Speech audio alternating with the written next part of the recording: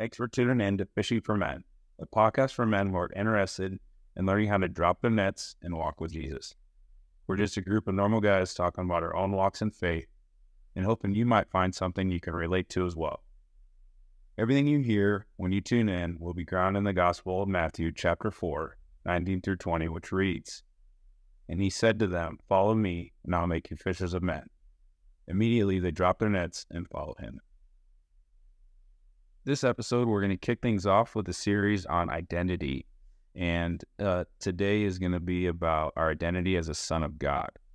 So I want to open up discussion with the group here and kind of get everybody's thoughts on what we should be thinking about as our, what is our identity? What do we think that we find our identity in, or others think we find our identity in? What are your guys' thoughts on that? I think this topic is a hot topic today. It's a broad one, and it can go a lot of different ways. A lot of people can, these days can self-identify with stuff, and so I think this is a critical part, I think, of just the foundation of our faith. And I know for me, I've found my identity, whether it's in my work title, whether it's in the approval of other people. Those are really the places that I've struggled with, where I found my identity. And I've noticed that whenever the anxiety and the worrying comes from stuff, like I talked to you guys about what happened this past Sunday, I find myself relying on that identity and those things like work and approval of other people, even sometimes money. Those are the places that really will trigger me. And whenever the anxiety pops up, those are the things that I'm leaning on rather than leaning on my identity in Christ. Yeah, for sure. And it's interesting because it's things we're not even consciously thinking about. It's just those kind of negative self-talk that goes through our mind. I'm not good enough at work. I don't have a big enough title. My bank account doesn't have enough money in it. And I know for me, one of the things I find myself tripping up in that way recently is with my kids. Are they successful? Oh, yeah, they're doing good. My oldest, he's getting ready to graduate from high school next month. And, just getting him ready to go to college and seeing how he's handling that transition. And I should be realistic and say, he's 17. He doesn't have the life experience yet to necessarily know some of the pitfalls. But, I take that, any mistake I see him make, and I project it out there and say, well, what if he messes up and drops out of college and this and that? And what kind of dad does that say I am? So I'm basing my identity in the success of my kids. Yeah. And I don't know about you, Cole, but for me, sometimes it's the kids' sports. And even at a young age, like finding my identity and wanting to make sure they have all the right stuff and they have all the best opportunities. And sometimes I have to check myself and be like, hey, if this is God's plan for them, God's going to make it happen. Yeah. I was actually figure back off of what Brandon said with the kids, and you hit it right on the nose.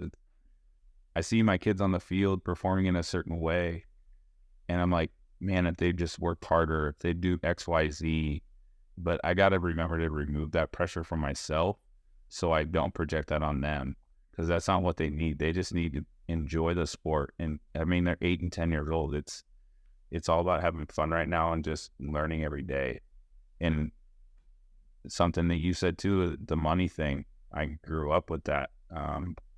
That pressure of wanting the next best thing is a real thing. I think a lot of men, a lot of people have to deal with that. Yeah. I remember probably sometime in my teenage years, I remember making a commitment to myself that I was gonna make a certain amount of money so that my family would be comfortable. That amount of money at that time is pretty small compared to the value of money now and what we need to actually live right now. But I still remember that. I remember that commitment that I made to myself, and unfortunately, it drove so many of the decisions I made. It wrapped me around the axle of wanting to make sure that I had enough money, because in my mind, money equaled security. I think sometimes we kind of look at the society as what we want the society to look at us as far as that identity. Like, for instance, that's funny because these day and age, everybody looks different. Like when I say different, I mean like my son dyed his hair so he looks like a Korean K-pop star. And we make fun of it. And then, like started butcher or flip on my mother-in-law. I mean, she's Asian, black hair, but she's blonde. And I was like, kind of weird. But I think we're trying to be somebody instead of trying to be who God created us. I went back and I was listening to episode 1 and I heard myself speak and I was like, dang it, I mispronounced some words. And now it's like, man, I need to do better. But I didn't hear you guys pick on that. So I was like, why am I picking on myself? Because there was 2 or 3 words that I was like, oh, I mispronounced. I need to do better speaking. No, but that's what separates you. Well, I don't, but it's like at some point, I still go back like, oh, I'm not good enough because, English is my second language. Mm-hmm. And that, that kind of, like you guys were talking about, success and stuff, but I'm just looking at myself and, Cody's kind of shaking his head and like, yeah, it's like, I think you can probably relate to what I'm saying, right? It's like, am I good enough to be on the podcast? Because I can't really talk well. It's that fear of man, right? We're constantly wondering what other people are thinking about us. And while we're trying to find our identity through that, I think. But I think we're also trying to be that perfect person, which none of us are perfect, right? Cody, you want to chime in? Yeah, I mean, I kind of thought that a lot. My identity was wrapped up in work a lot. And then in my position, I was seen as a kind of a hero in the community.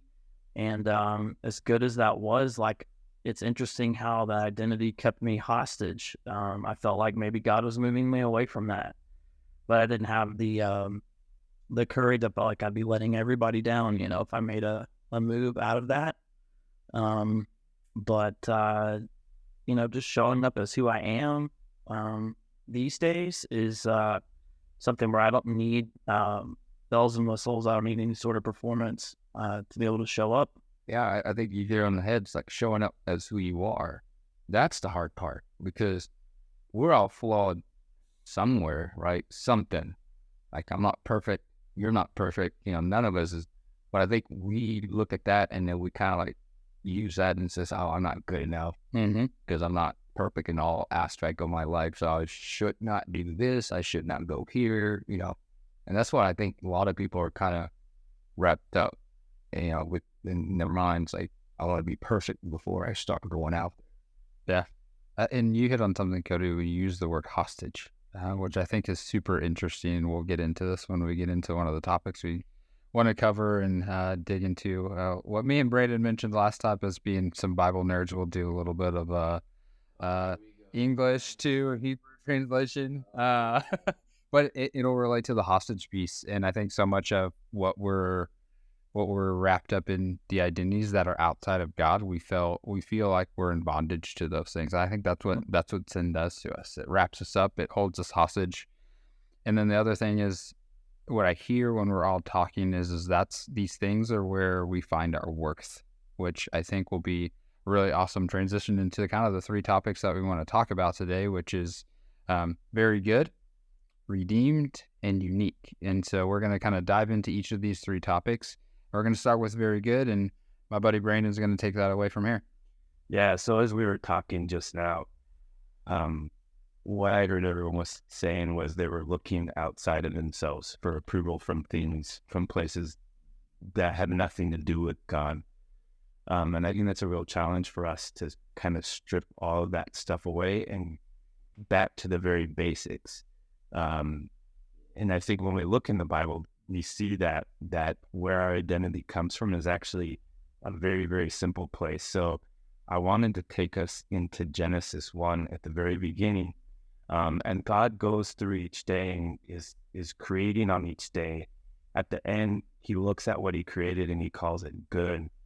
And then when you get down to the 6th day, when man is created, at the end of that day, he doesn't say that what he created was good. He said that what he created, man, was very good. So right there, that's something really simple that's, I think, easy to just gloss over and not really pay attention to. But I think that's really like at the core of what our identity is. We're good, and we're very good because we're created in His image. Yeah. And I don't know about you guys, but that, like, I struggle with that. Like, I hear it, it's simple, but then this morning I woke up and I'm trying to like take the dog outside, get the dog fed, and I was going to sit down for just kind of some quiet time alone with God. And before I can even do that, just I've been up barely 5 minutes. I have all these things on my mind about what I got to do that day. And man, I'm such a failure because I should have had this done 6 months ago. And all of that, it's like all that clutter just comes in. And it's so easy to lose sight of that simple fact that we're good. We're very good because we're God's. We're creating His image, and that's it. Yep. What do you guys think? I think that's super convicting. I like the idea of that, waking up and just telling yourself you're good enough. Just plain and simple. Yeah, you're good enough because you're God's. Yeah, that's it. You're made in God's image. You're good enough. You don't have to go to work to be good enough. You don't have to, make breakfast for the family to be good enough. You don't have to fill your wife's gas tank to be good enough. You're good enough just for being you. I think culturally we're kind of been indoctrinated to be a performer and a result oriented. To be a consumer. Yeah, and then you're going to be good because you have a result. Or based on your performance. Yeah, just like, I mean, that's exactly why that book was written, is because the Israelites were coming out of slavery, and they were literally measuring their worth, or they were taught to measure their worth on how many bricks they could make. And we may not be making bricks, but we're doing a bunch of other stuff that we're measuring based on, here's what I can produce. Yeah. Yeah. It's like, you get up in the morning and like you said, Brandon, it's like, oh, I should have done this. And it's like, oh, I didn't do that. So I just failed. Yep. Right. So that's a bad result. That's a negative in your book. And that's why I think it just kind of stew in your head like, oh, I'm not good enough. And that, I mean, it sounds silly, but think about at work, every year you do a performance review and your boss tells you how good you are. Hey, I just did mine. Yeah. But, you need someone to tell you how good you are. And then when you didn't do good, then you get put on a performance improvement plan, PIP. And then you're like, oh, I'm really not that good. And then you get depressed. And it's just, it creates that whole cycle of like, I'm good. No, I'm not good. Well, maybe I'm good. Okay, maybe. It's like just that cycle of ongoing. I think getting up in the morning just to realize that we are God's children and we are created in His image. And that's a good way to start the day to keep your mind sound. Yeah, for sure. For me, for the very good piece has really come, after sort of this 10-year stint away from really being really involved in my faith at all. And so I had so much shame from that. And so I had a really hard time over the last 3 or 4 years just seeing myself as very good. I was so wrapped up in the things that I did that were not very good. And that's how I saw myself. And that's how I projected what other people thought of me. And so it was really hard for me to think of myself as very good as God calls me that I am. Yeah, that's good. Real good. Can you kind of go into the next one? Yeah. So the second topic we want to talk about is you are redeemed. And so as I mentioned earlier, I like to kind of look at what these words kind of go back to Hebrew. Sometimes it peels back some of the layers of what the meaning really is. And so for redeemed or redemption, the Hebrew word is ga'al. And when you look at the meaning of that, it's really to be brought back out of slavery, or it's released from slavery or bondage because someone paid the price for you to come back out of that. So back in those times, slaves, you could come back out of slavery when somebody paid your ransom. And so that's really what that was about. And when you think about that, like obviously for all of us, we are redeemed at the cost of Jesus dying on the cross. We were redeemed through His blood and body. And so I think that is really interesting to remind ourselves, like, we were back to what we talked about, Cody. And as I was looking through just being redeemed or redemption is in Exodus, and it says, it's Exodus 6:6-7. Say therefore to the sons of Israel, I am the Lord, and I will bring you out from under the burdens of the Egyptians. I will deliver you from their bondage. I will also redeem you with an outstretched arm, with great judgments. I just thought this was interesting that while we're not in bondage to maybe another country, maybe we are, depending on where you're listening from, it is something that God actually pursues us to actually take us out of there. He says, I redeem you with an outstretched arm, and to me that means he's reaching out to us. It's not something that he's distant from us. He's always there with us, and he's wanting to come after us, and he's wanting to reveal himself to us so that we can be redeemed and be recognized that he chooses us. He's chosen us to be one of his people, and when we become redeemed, that ransom is paid, and we're one of his children, which is, I think, just really, really, really awesome. One of the illustrations they gave us, think of it like, a coupon. It sounds really funny to kind of think of it that way. So this was a coupon. Like, you're exchanging it for, in exchange of money, but you're getting something back. And so just kind of an interesting thing to kind of think about.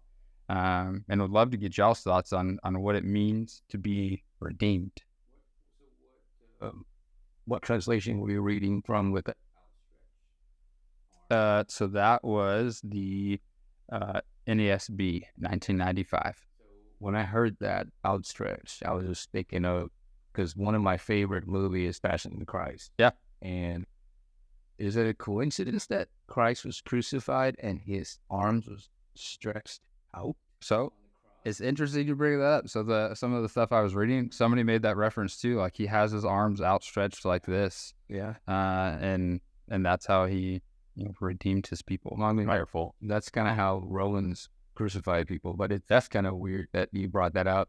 And I was just thinking, that was one of my my favorite. I call it my favorite movie because it reminds me. And there you go. See, in my head, I just told myself, dude, you didn't say the word movie, you said move. You're very good. That movie, it actually reminds me of, the redemption, what Christ went through for me. And I almost had my kids. Now, my kids are teenagers, 16 and 12. I was like, maybe I should have them sit down and watch. But it's kind of gruesome when you watch that segment where he was flogged and how his body was tortured and then, getting crucified. And I actually watched that movie in the theater. Yeah. And I passed out. Wow. That's how, I'm not a blood guy. It's I passed out in the theater. Cola is the biggest guy out of all of us. To imagine him fainting is he works us to death in his garage. That's a gym. But that had kind of changed my mind looking at how Christ has redeemed me. Mm-hmm. And when you have that concept of somebody went through all that, hell, right, to say that I'm good enough, that I'm worthy, it changed my mind to say, hey, when I feel like I'm not worthy, it's like, hey, but this guy did so much. I mean, that he died in vain for nothing, that you would go back to that old self.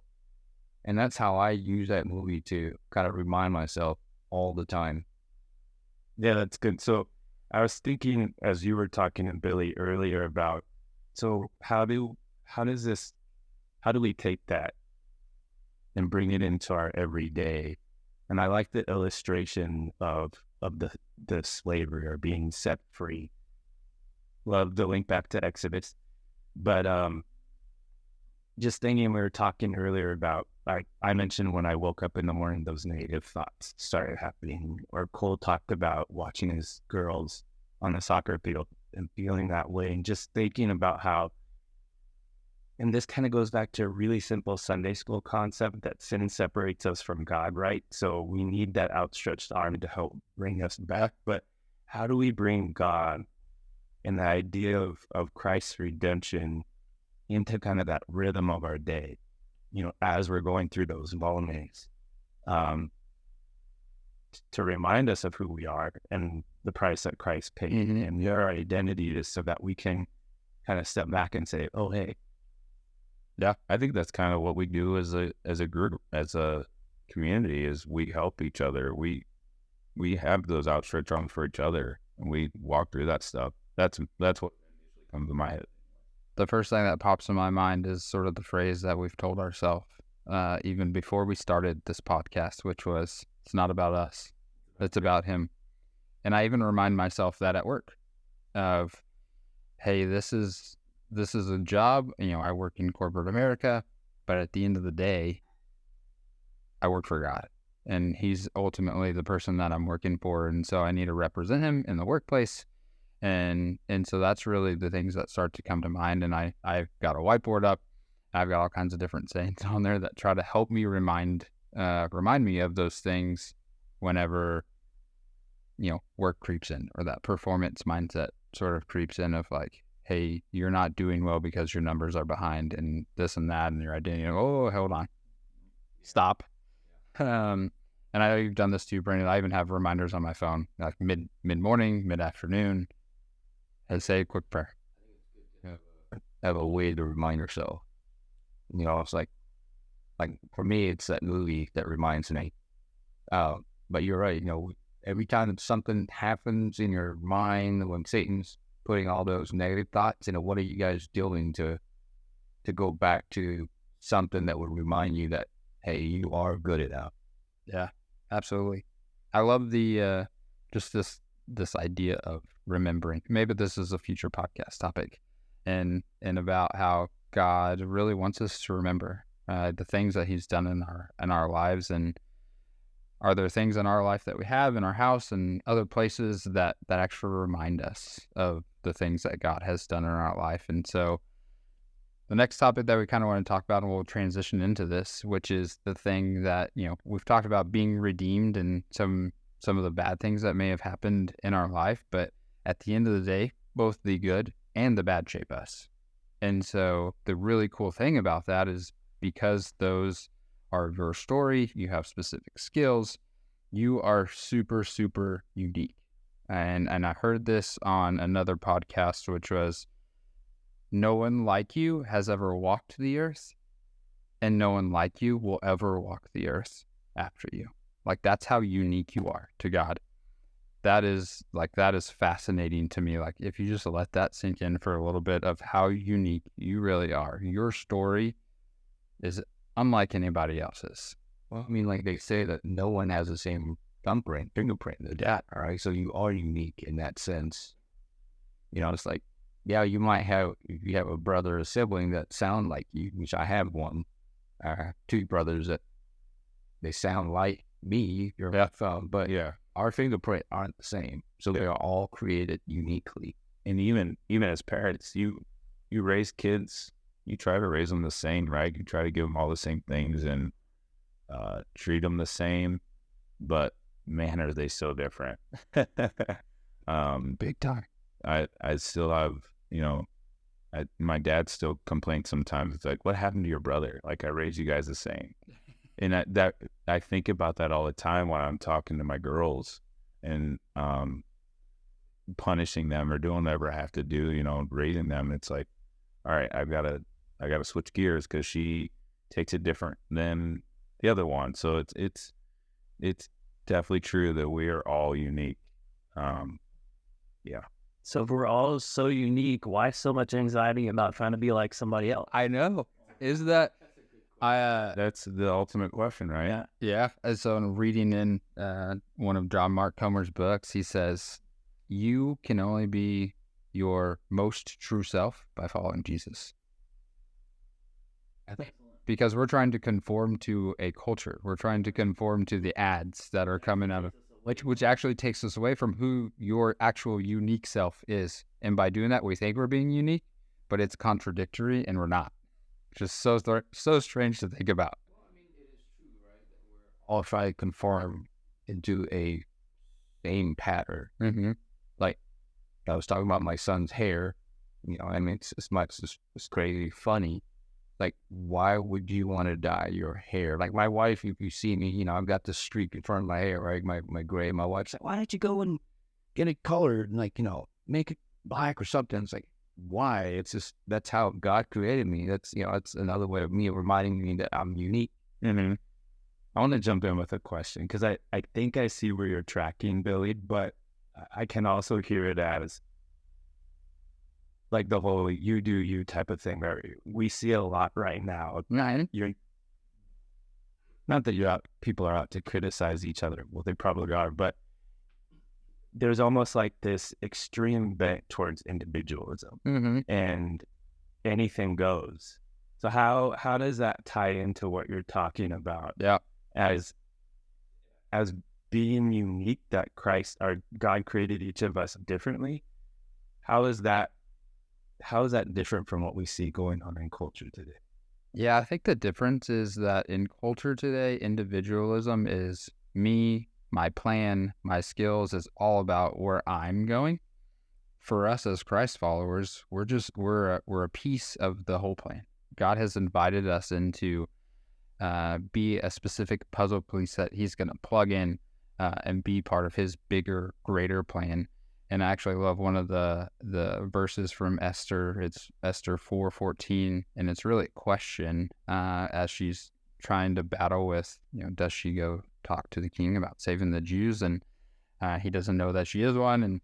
And he says, perhaps you were made for such a time as this. And so I remind myself of that question. Again, we talked about reminding.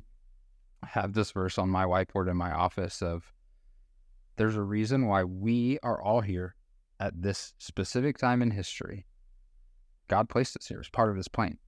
And so perhaps each one of us was made for such a time as this. And so that's kind of how I think about it. It just kind of reframes the whole idea of uniqueness, that we have a very specific plan with specific skills that God has implemented, and it's our job to obey. I think Brandon's question is kind of cool because I think today's culture, they want us to be individual, but they want our individualism to conform to what they think. Yes, and to do the bottom. I was going to say, like, these identities that people take on these days, it's almost like you select one off the shelf. Like, it's which one you want to be, and free to fully mimic that identity. Yeah, it's like combo number one. Because it's I mean, if you think about it, right, it's like, oh yeah, you can be individual, but you got to fit into this mindset of thinking, or that mindset. But why can't we be individual in God's eye, or how God's created it? I'm not perfect, so I'm not gonna conform to someone that said, oh yeah, you need to learn to speak better or talk better. I mean, yeah, I do need to get better, but it's not by their standard, by God's standard. Yeah, I think about the difference is like individualism in culture is individualism for individuals' sake, whereas our uniqueness in the way that God has designed us is actually for the benefit of his whole body. Yeah, contribute. Yeah, it's not for the benefit of me. It's for the benefit of others. And I think that's really the difference. A couple of the stories that just kind of stick out through this is like Paul's story.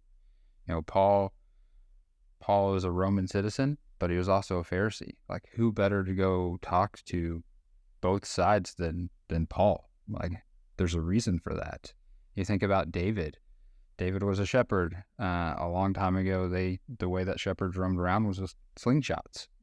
He was literally preparing for Goliath before he knew he was preparing for Goliath. He had already killed beasts. He killed a lion and a bear. And so when he pulls up to Goliath, he's like, just another beast in my eyes. Like, I've been preparing for this. God had already started that plan for him. And so it even makes me think, like, what are the things that God is preparing for me that I don't even know about yet? Maybe. It could be. No, but I like that question. I need to kind of chew on it a bit more. The different things from my past, the story that God's been working through my life. What What does he want to do with that? I think that's a fantastic place to end. I think it's, you know, we talked about like, you know, we're all, because Billy was talking about like we're all a piece of, you know, the picture, right? Is that how you put it? It's like the scripture talks about like we're all created uniquely with different gifts, right? And we're all supposed to use that gift in his, I'm gonna call it like in his picture. It's kind of like, you know, if you guys do puzzle, like, Oh yeah. the 400,000 whatever. I mean, we're all 400,000 feet from down. Hey, so real quick before we do end this, it's funny how God's timing is, because tonight at students, one of the passages was, "I am engaged in a great work, so I can't come. Why should I stop working to come and meet with you?" That straight up hits on all the things, and that's out of Nehemiah 6:3.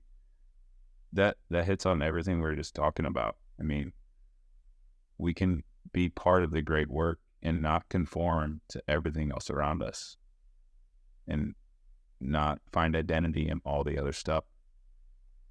So, great topic.